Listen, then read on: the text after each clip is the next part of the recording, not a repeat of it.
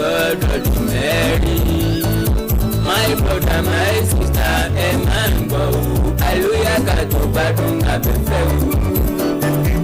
Alábẹ́fẹ́ ni wọlé. Wọlé o. Alábẹ́fẹ́ ni wọlé o. Alábẹ́fẹ́ àti olóyè. Alábẹ́fẹ́ ni wọlé. Dàgé mami, brother, sister, máa ń gbọ́. Àlóyá ká tó gbádùn abẹ́fẹ́ o. Alágbára ayé àtàn ooo ẹni lò ní ẹgbọ́ àwọn tó lànà wọn ò sì mọ́ o ìgbà ló nígbà ń lò báwo ló sì rè adẹ́ẹ̀dá òsùn yóò sẹ̀sán ọlọ́jọ́ díẹ̀ láyé mọ́gbọ̀nà kankan alágbára ayé àtàn ooo ẹni lò ní ẹgbọ́ àwọn tó lànà wọn ò sì mọ́ o ìgbà ló nígbà ń lò báwo ló sì rè adẹ́ẹ̀dá òsùn yóò sẹ̀sán ọlọ́jọ́ díẹ̀ láyé mọ́gbọ̀nà kankan. well ìròyìn tó tẹ̀mú lọ́wọ́ yàgbéyàgbé ó fi yé mi pé kábíyèsí olórílẹ̀ torílẹ̀ Ifọ̀ ìjọba ìpínlẹ̀ Ògùn ti dá wọn dúró fódìdí oṣù mẹ́fà wọ́n dẹ̀ máa kó lórí àpèrè fódìdí oṣù mẹ́fà yẹn tí ìwádìí fi ń lọ bóyá tí wọ́n bá wà guilty bóyá kábíyèsí lè fi orí ìtẹ́ pìtàn bóyá wọ́n lè fadé pìtàn lọ́jọ́ kẹ́mi ọ wá gẹ́gẹ́ bí ọba ẹ̀yà ara orílẹ̀ Ifọ̀ èmi lọ́ba tó tó tí mo fẹ́ jẹ lórílẹ̀ Ifọ̀ báyìí kábíyèsí ń bá kábíyèsí sọ̀rọ̀ ọba ni mí láàyè tèmi orí adé ó gbèyìn o ẹ̀yin tó lórílẹ̀ Ifọ̀ ikú ọmọ ké bí eku lásìkò tèmi ẹyẹ ọmọ ké bí ẹyẹ ọmọ èèyàn ọmọ fọm bí èèyàn torí lẹ́tàlejò ni ọmọ gbé nǹkan rí sí ayé àtijọ́ ní bọ́ba kó òkú ọba mi ò lè jẹ́ ojú ayé Dàsúkì máa ń ṣe fi màsídò jọba ó ti ṣẹlẹ̀ nípínlẹ̀ Kánò ní kọ̀pẹ́kọ̀pẹ́ ọyọba kan kò lóye fìmí jẹ kan tó dá eléyìn padà tó lé léyìn kó lórí ipò kò sí tí ò ṣẹlẹ̀ rí tàbí tí ò lè ṣẹlẹ̀ lásìkò tá a wà yìí. ìròyìn ọ̀tẹ̀mí lọ́wọ́ yàdúyàdú ẹjá kọ́kọ́ kà á bí wọ́n ìròyìn ṣe gbé jáde wọ́n ní Ogun slam 6-month suspension on monarch assaulting man in viral video. The Ogun state government on Monday placed the Olórílé of Orílẹ̀ Ifọ̀ Ọba Abdulsemiu Ogunjobi on a 6-month suspension for his uncivil conduct not befitting the status of an Ọba. Àwa náà sọ bẹ́ẹ̀. The decision, according to a statement from the special adviser to Governor Dapo Abiodun on communication and strategy, Kayode Akimade, on Monday, was reached after Oba Ogunjobi and his victim, 73-year-old Areola Abraham, were invited by the Commissioner for Local Government and Chieftaincy Affairs, Ganiyu Amsat, for interrogation. Èmi náà sọ bẹ́ẹ̀. Bíbi tó yẹ kán kẹjọ lọ tẹ́lẹ̀ náà nu. Akinrimade said this became imperative as a result of the reckless utterances and public misconduct of the Kábíyèsí, as it was evident in the social media and being bandied in the larger public space. After the investigation conducted on the matter, the Kábíyèsí has been suspended and stripped of the paraphernalia of the stool of Olórílé Ifọ̀ pending the determination of his culpability or otherwise on the allegation. The foregoing decision was reached by the ministry in conjunction with the Egba Traditional Council in accordance with section 52(1) of the Obas and Chiefs Law of Ogun State 2021. Ìbílẹ̀ sọ pé ṣé wọ́n ń ṣèpàdé lọ́balọ́ba nípínlẹ̀ Ògùn wọ́n máa ń ṣèpàdé lọ́balọ́ba kí ló dá lé lórí ara ilẹ̀ ti rí. Meanwhile, the Committee for Defence of Human Rights On Monday petition, the Inspector General of Police, Kayode Gbetokun, demanding the arrest and prosecution of Oba Ogunjobi for assaulting Abraham in a viral video. The National Vice President of CDHR, Mr. Yinka Folani, disclosed this while addressing journalists in Abeokuta on Monday. Folani said that the Oba Ogunjobi is said to be fond of allegedly going about with thugs to intimidate and harass members of the public while using his influence as a former police officer to perpetrate all forms of nefarious activities. Gbogbo àwọn ìwà àkùdé tí èmi sọ wípé kọ̀ọ̀kan mi nígbà tí mo ṣètò eléyìí tí mo ṣe nù mo ní gbogbo ẹ̀ làwọn èèyàn sọ fún mi mọ̀ mo rí pé lẹ́yìn ọ̀kàn mi dandan n gbọ́dọ̀ mọ hámà lórí ẹ̀ mo lè ṣe tí ìjọba sọ fúnra wọn. He explained that the atrocities of Oba Ogunjobi as captured in a viral video include a recent assault on Eda Areola Abraham Love, JP, a 73-year-old resident of Ifo. On January 21, 2025, Eda Areola Abraham Love, JP, was beaten by Obasemi Adewale Ogunjobi and members of a suspected killer squad. The victim, an elderly man with an ailment, narrated his ordeal, stating that he was going to get food when the Olori of Ifo saw and called him. He respectively crossed to honor the call, only to be attacked by the Oba, who slapped him severally and ordered his squad to descend on him. All pleased by the old man meant nothing to the Oba, who is notorious for his thuggery and public assaults. Folani said that the viral video and the testimonies of the victim revealed that Ogunjobi assaulted Areola, slapped him severally, kicked and forced him to kneel down and prostrate, an act that was carried out by himself and his men. The CDHR has therefore urged the IG to ensure the arrest and prosecution of Oba Ogunjobi, to establish that no one is indeed above the law, no matter the status in the society. The association also urged the state governor to, within 72 hours, commence the process to remove Oba Ogunjobi from office for discriminating the traditional stores and for not behaving in a way that hold the traditional stores in high esteem and greater respect. Ṣé àmọ̀ kí mo sọ bẹ́ẹ̀ lánàá pé iye àtàpẹ́lẹ́ ọba ò ní pẹ́ tán tí wọ́n bá ń bá lọ báyìí? Speaking during the press briefing, Areola said he had done nothing to warrant such a humiliating attack from the royal father. The community leader said that the attack has left him traumatized and is now very afraid of his life. He said, I asked him what I did, but he never wanted to listen to me. He only wanted to molest me. That is what he does. When he gets to his hotel, he will now be showing them the video. He will say, look at how he was begging me. I molested him and made him beg. He said he is in control of the police, that he will kill me and nothing will happen. I, however, want Nigeria government to save me from him. He said he will buy me and nothing will happen. I am now very afraid of my life. Ogunjobi had sparked outrage after a viral video surfaced showing verbally and physically assaulting Areola. In the footage, some men with Ogunjobi were seen slapping the elderly man and forcing him to kneel and prostrate. Now, kí n tó wá reflect lórí ẹ̀, ẹjẹ́ sáré gbà ìṣẹ́jú méjì péré nínú ìṣẹ́jú yín ká tó wá nà ń bẹ́ẹ̀ ká tó wá gbọ́n yẹbẹyẹbẹ níwọ̀nba náà ni mo ní gbà àkókò yín á ti sọ ọ̀pọ̀lọpọ̀ ọ̀rọ̀ sẹ́yìn mò ń bọ̀. God bless. àti nínú àkókò yìí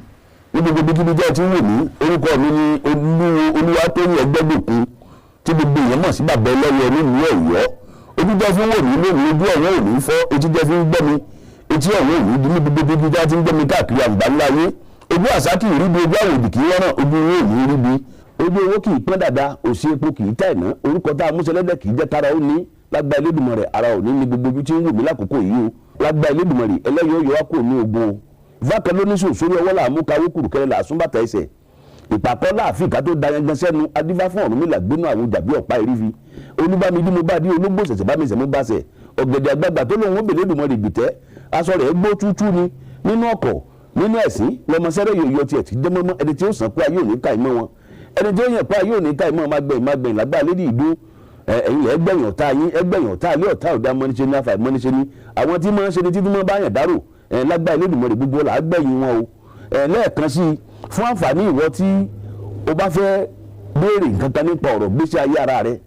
bọ́yọ̀ fẹ́ béèrè nǹkan kan tí ò yí ọ pè mí lágbára Elédùmarè kò sí nǹkan tí ó wà ní òròmọdé táwọn òdì òkè òrí bẹ́ẹ̀ ni kò sí lágbára Elédùmarè ò ká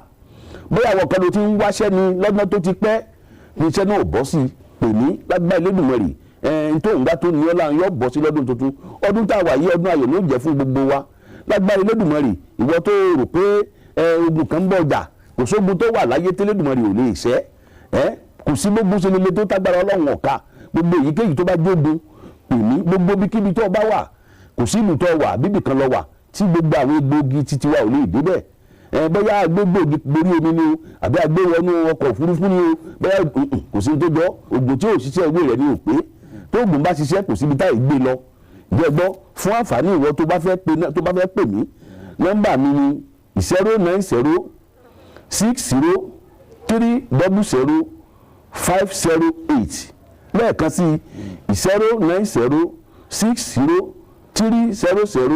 09060300508 fún àǹfààní ìwọ tí òun fẹ́ ọṣẹ tá a fi ń là nínú ọdún tuntun òun lélẹ́yìí ọṣẹ asínú ọ̀la ni téèyàn bá lu ọṣẹ ìlágbá Elédùmarè yóò ṣe nǹkan gbòógì ńlá mẹ́ta nínú ọdún kan tó jẹ́ nǹkan ńlá nínú ọdún kan ó ń tẹ̀wọ́n ó ṣe ọṣẹ tó wà lọ́wọ́ mi ọṣẹ àwọn àgùntàn ọṣẹ tó dájú nìkì ṣọṣẹ tó ní nǹkan burúkú kan nínú àbí ó ní nǹkan kan tẹ́lẹ̀dùmarè lòdì sí kò sí tó jọ àìforí èèyàn sí oògùn bẹ́ẹ̀ láìsí ìlú ẹ̀jẹ̀ yàn gbogbo tá a fi ń ṣe oògùn tí àǹkan tẹ́lẹ̀dùmarè nífẹ̀ẹ́ sí ni fún àǹfààní ìwọ tó bá fẹ́ pè mí sórí ẹ̀rọ ìbánisọ̀rọ̀ mi eléyìí ni ọṣẹ àgbélépọ̀tá gbogbo ibikíbi tí tọ́ta bá rò lórí wa orí ẹlẹ́rù náà lẹ́rù fi gbẹ́rù rẹ̀ àrígiṣẹ́gi tó bá ṣẹ́gi nígbó orí ara rẹ̀ ní fi rù ọṣẹ àgbélépọ̀tá ní ìfúnwọ́ tó bá fẹ́ ìmùlẹ̀ àwọn àgbà téèyàn fi máa rí ilé ayé yàn ṣe nírọ̀rùn òun lè léyìí o téèyàn máa fi rí ilé ayé yàn ṣe gbogbo téèyàn bá ń dáwọ́ yàn lé béèyàn ń kọ́lé tó ti kọ́ pàtì tí bá ń lòmùlẹ̀ àwọn àgbà náà rèé sí béèyàn fẹ́ rọpò tó ti gbìyànjú òrí bó bá ń lòmùlẹ̀ àwọn àgbà lágbà Elédùmarè láìpẹ́ láìjìnà ló ń tọ̀ wọ́n sí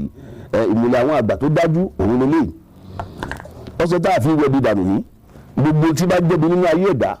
ọṣẹ tá a fi wẹ dànù rèé o tá a fi bí àwọn tó nílé ayé tí wọ́n sì máa fi gbọ́ tí wọ́n máa fi gbà gbogbo tó bá wà lára èèyàn tó bá jẹ́ wọn aburú téèyàn wọ gbogbo ẹ̀dá téèyàn ọ̀dọ́mọ tuntun tọ́jà pé gbogbo tí wọ́n bá dáwọ́lé nínú ọdún tuntun gbogbo èèyàn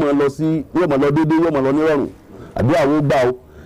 eléyìí ẹ̀yọ́nú àwọn àgbàlagbà ni ẹ̀yọ́nú tí gbogbo aráyé fi ń fẹ́ràn èèyàn lórí téèyàn bá ń ṣe kò síbi kíbi tó bá wà tó bá pè mí yóò fi ránṣẹ́ sí ọ ẹ̀yọ́nú rèé o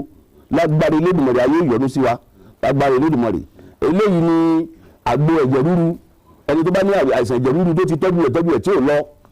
àbí ó ní àìsàn rọpárọsẹ̀ lágbára Elédùmarè tó bá rà àgbo yìí ó ń tẹ̀ wọ́n lálàáfíà eléyìí ni fún nǹkan ọmọkùnrin ẹni tí ò bá ṣe déédéé bọ́yọ̀ ò lè ṣe déédéé mọ́ ni bọ́yọ̀ ò tiẹ̀ lè ṣe rárá mọ́ ni tó o bá ní egbòogi lágbára Elédùmarè gbogbo yóò ṣe bó ṣe yẹ kó wà padà fún àǹfààní ìwọ tó fẹ́ pè mí lẹ́ẹ̀kan sí ìlú Ọ̀yọ́ ni mo wà nọ́mbà mi ni 09060300508 ní gbogbo ibikíbi tẹ́ ẹ bá wà tẹ́ ẹ bá pè mí pẹ̀lú ògbọ́lọ̀ kò síbi tẹ́ wà tá a lè fi egbògi ìwé ránṣẹ́ sí yín àbí àyàn gbà o ọdún yẹn gbà yóò ní jẹ fún wa àti fìbànújẹ́ ṣe ilé ayé wa o ọkàn wọ́n balẹ̀ yóò rẹ̀ wá lọ́rùn yóò rí bẹ́ẹ̀ yóò ṣe bẹ́ẹ̀. ẹ káàbọ̀ padà now ǹjẹ́ awolade yìí ọ̀rọ̀ dùn sí orí ọ̀kẹ́rẹ́ koko láwo bá a wí fọmọ ẹni a gbọ́ ìbéèrè mi àkọ́kọ́ ni pé nígbà tí kábíyèsí ń ronú kínní yìí àwọn mélòó wọn jọ pèrò rẹ̀ yóò bá ní ànìkàn pèrò nìkan ní sọkọ ìyá ẹ̀ because ká ní kábíyèsí lálámọ̀ràn gidi ni ìgbà tí wọ́n ti ń sọ láwọn èèyàn ẹ má dánwò kábíyèsí àgbáyéṣòro bí èwe o a gbọ́dọ̀ bá mi rán di èèyàn o àgbàlagbà ò gbọ́dọ̀ máa ṣe láńgbáláńgbá ó níbi tá a ti gbọ́dọ̀ bá rù yẹn má dánwò ẹ fílẹ̀ ẹ yá fi ẹ̀fọ́ lọ́run ẹ já máa wù wọ́n ràn now and again kábíyèsí ta ló wí fún pẹ̀sán òní ké gbàdẹ́ ṣe ẹ̀ ń fọ́kà láàrin títì ẹ̀ ń jupájusẹ̀ bí ẹni pẹ́yìn ní bákejì Olódùmarè bí ẹni pẹ́yìn lọ́lọ́run kó lé ayé lé lọ́wọ́ ẹlẹ́yìn lẹni gbogbo ọlọ́pàá àwọ̀ bọ́yẹ̀yìn lẹni ẹgbẹ́ tó kun lálẹ́ àná mo ti mọ̀ wípé ọlọ́pàá ní wọ́n dẹ̀ nílé iṣẹ́ ọlọ́pàá gbé òfin ilẹ̀ jẹ́jẹ́ bá ṣe máa ń sọ̀yàn lókòónú gẹ́gẹ́ bẹ́ẹ̀ náà ṣe sọ lókòónú nígbà tí ìjọba tán ilẹ̀ tó wá ẹ̀sẹ̀ wá tó ìrìn yẹn rìn ni wọ́n tó foríjì láwọn ibì kan well àwọn èèyàn tó mọ̀ yín pọ̀ dáadáa o wọ́n ti sọ fún mi tẹ́lẹ̀ látàná mo lérò pé ibẹ̀ wọn kàn mí ṣùgbọ́n gbà tí wọ́n ẹ̀sẹ̀ wá gbé jáde kẹ́ lè mọ̀ pé mo mọ̀ now mo wá béèrè lọ yín ṣé your majesty ní ká pè ní àbí your highness but àti highness àti majesty eléyìí ó ti dé after 6 years nísìnyí kò sẹ́ni tó gbọ́dọ̀ pé kábíyèsí mọ́ lórílẹ̀ Ifẹ̀ after 6 months so ẹ̀tẹ́ tó tún wà lórílẹ̀ Ifẹ̀ nísìnyí ẹnìkan kò gbọ́dọ̀ pé kábíyèsí o ẹ̀ ń bá dọ̀bálẹ̀ fi dọ̀bálẹ̀ rẹ̀ ṣòfò ní for now so kábíyèsí gbogbo lẹ́wà wà fún dídí oṣù mẹ́fà ṣe lọ sẹ́sáìlì náà ni àbí orílẹ̀ Ifẹ̀ náà lẹ́wà sáwọn èèyàn mọ̀ wọ́n wá kí nílé ni ṣé wọ́n mọ̀ bá ń dárò ni àbí bò ni ní ìmọ̀ bó ṣe máa rí ni mọ̀ bí ṣe máa ń rí ni o torí mi ò jọba rí kéèyàn wá léèyàn kúrò nípò ta ni ò máa ṣèjọba fún orílẹ̀ Ifẹ̀ báyìí àwọn ìsákọ́lẹ̀ tó yẹ kẹ́ gbà àwọn nǹkan tó yẹ kó wọlé látọ̀tún àtòsì níbo ni wọ́n máa wọlé sí local government ò ní fún sálárì fún dídí oṣù mẹ́fà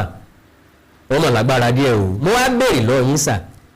mo ní ta ló fi lọ́kàn balẹ̀ pẹ́sàn òní ké nígbà tẹ́ ẹ ṣe tẹ́ ń fọ́kà tẹ́ ń gbẹ̀yìn lẹ nígbà yìí lẹ láwo ẹni àti fọ ilé àti fọ oko gbogbo ẹ̀ lábẹ́ ìṣàkóso yín lọ́wà lábẹ́ agbára yín lọ́wà kò dẹ̀ sí nǹkan tẹ́ ẹ lè ṣe tì nífọ̀ ní gbogbo àti fọ òkè àti fọ ọ̀sàlẹ̀ kábíyèsí kò wá rí bẹ́ẹ̀ mọ́ ni àwọn ọlọ́pàá tẹ́ ẹlẹ́yìn lẹ́ni àwọn ni wọ́n ti yíjú padà sí èyí o inspector general ẹgbẹ́ tó kò ní wọ́n tó ní kó bá wọn arrest yín ṣé wọn ò ní arrest yín sà ṣé ẹ gbẹ̀tọ̀ yín tán nínú iṣẹ́ ọlọ́pàá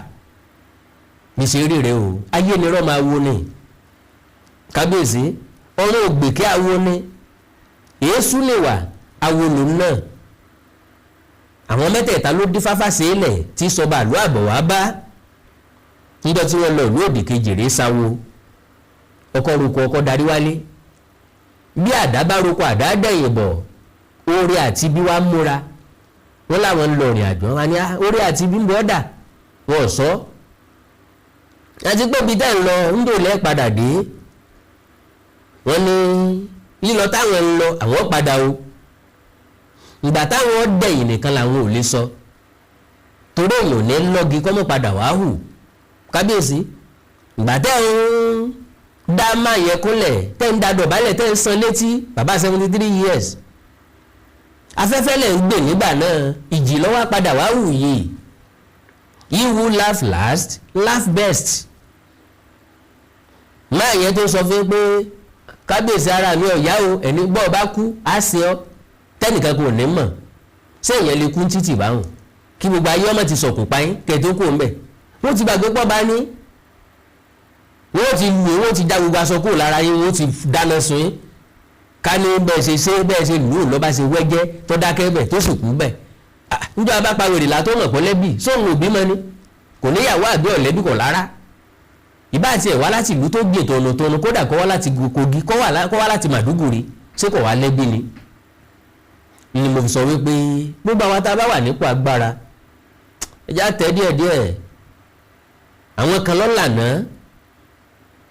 ẹ̀yin lè lò ní ẹ̀yin kọ́ lè lọ́la ipòkípò tẹ́dá bá wà láyé àárín ló wà ẹnìkan ń bọ̀ lẹ́yìn ẹ̀ ohun tó bá ṣe ohunkóhun tó bá jẹ́ wàá bẹ́ nìkan níwájú dáyọ̀ kújọ́ rẹ̀ lọ́kọ́ lórí ohunkóhun tó bá jẹ́ wàá bẹ́ nìkan níwájú bó jẹ́ towó bó jẹ́ tilé bó jẹ́ ti mọ́tò àárín ló wà ẹnìkan ń bọ̀ lẹ́yìn ẹ̀ láì fọ̀rọ̀gùn ta lẹni tó yẹ ká fọ́ láì tọrọ ọlọ́run ọba nìkan lèyẹn lè fọ́ láì tọrọ ọlọ́run ọba tó ní sùúrù tó dá wa tá à ń ṣera wa níbi tá à ń ṣera wa ń kà tá à ń fìyà jẹra wa tá à ń pinra wa lójú tọ́nà tó wá mọ́ lẹ́rántí tó wá ń wò wá.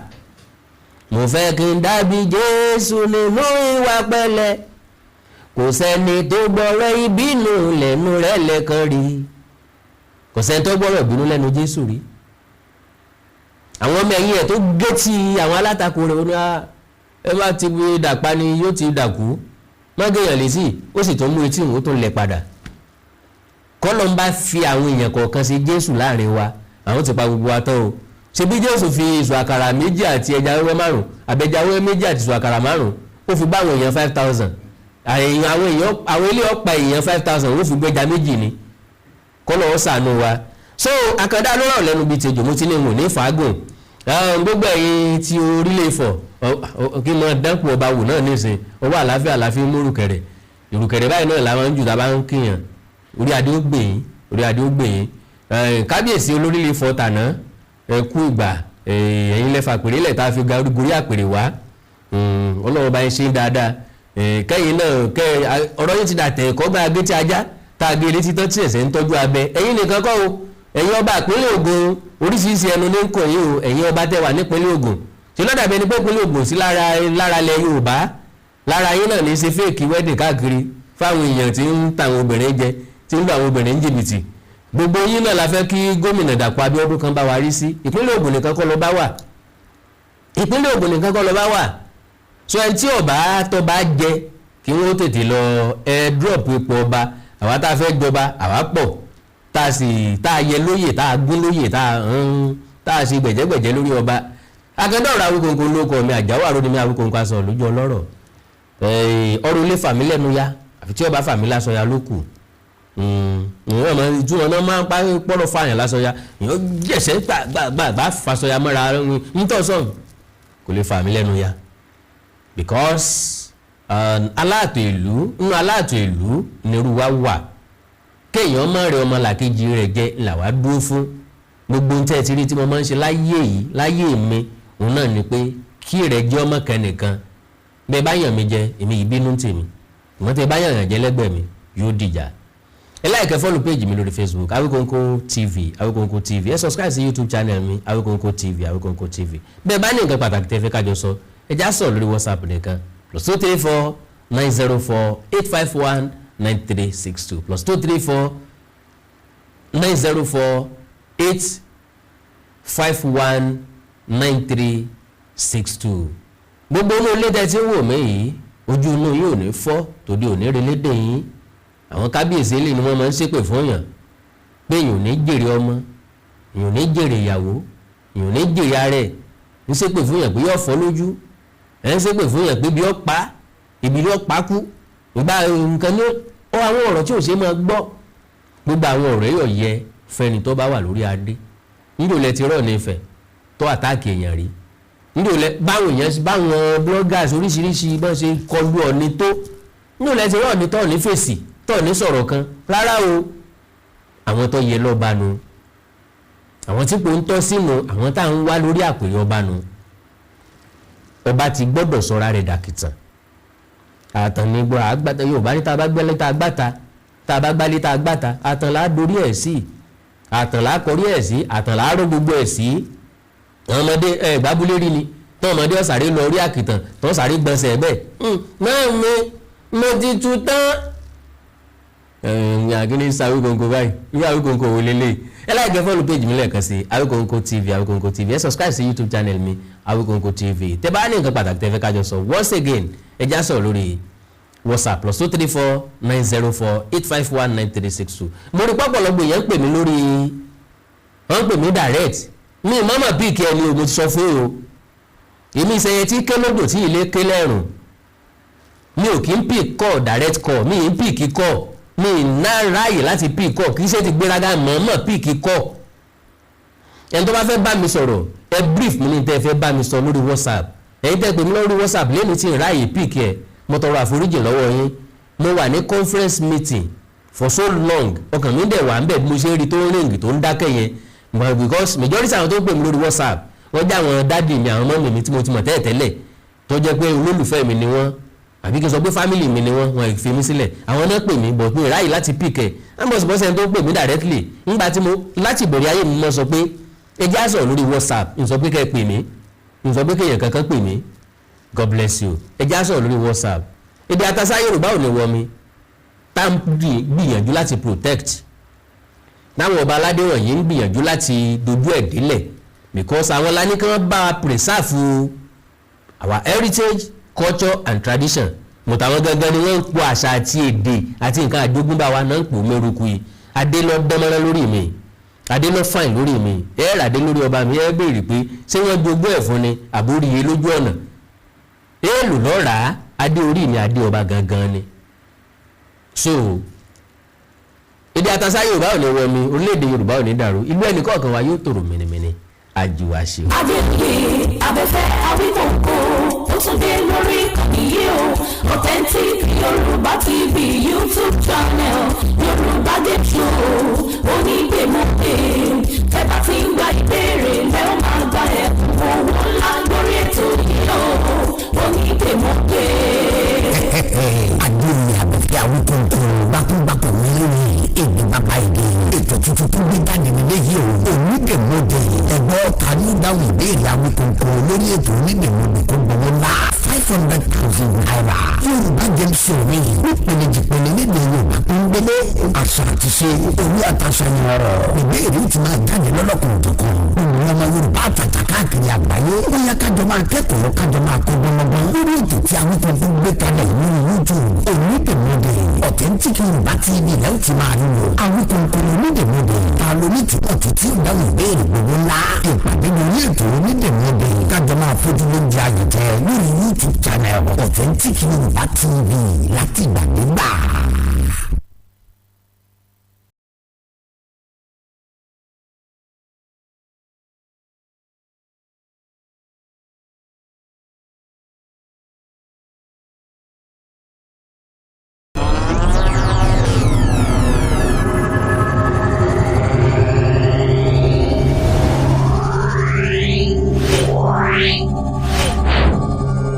Yeah.